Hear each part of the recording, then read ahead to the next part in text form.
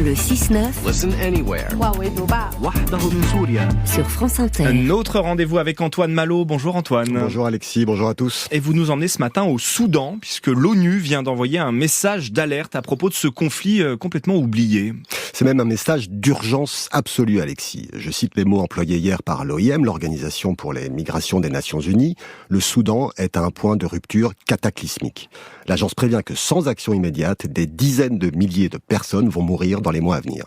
Alors la cause de tout ça, elle est connue, c'est cette guerre qui oppose depuis 16 mois le chef de l'armée, le général Burhan, à son ancien numéro 2, le chef des forces d'intervention rapide, le général Hemeti.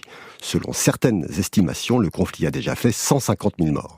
Et plus de 10 millions de Soudanais, soit 20% de la population, sont aujourd'hui déplacés. Bilan catastrophique, mais rien n'est fait pour arrêter cette guerre. Alors si, Joe Biden s'investit beaucoup pour trouver une solution. Il a d'ailleurs nommé en février un envoyé spécial sur la question.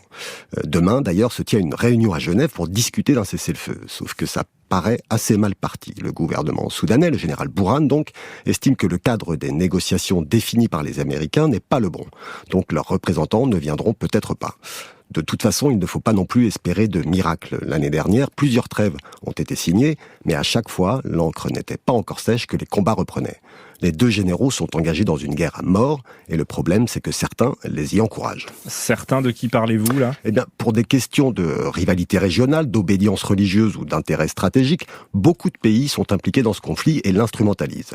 Le meilleur exemple, ce sont les Émirats arabes unis, qui, même s'ils s'en défendent, soutiennent les paramilitaires du général Hemeti.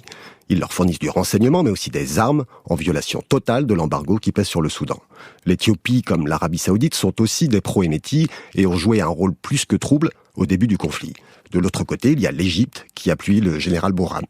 Même Moscou et Kiev ont exporté le conflit ukrainien en envoyant des combattants au Soudan qui ont rejoint chacun des deux camps. Et en attendant, c'est la population qui paye la facture. Exactement, et le prix est exorbitant. Je vous citais les chiffres des victimes tout à l'heure, mais derrière, il y a les récits recueillis par les ONG. Et ils sont terrifiants.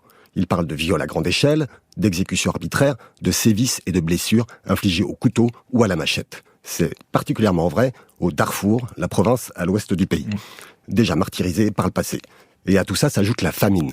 Cette catastrophe humanitaire est encore plus dramatique quand on repense au Soudan d'il y a quelques années. À la fin des années 2010, il y a eu une révolution qui avait évincé le vieil Omar el-Béchir. Une vraie société civile avait émergé, prête à gouverner. Aujourd'hui, plus rien de tout cela n'existe. Désormais, quand ils se lèvent le matin, les Soudanais ne rêvent plus de démocratie, mais seulement de rester en vie. Ce conflit oublié au Soudan. Merci Antoine Malo, journaliste à La Tribune dimanche, et à demain.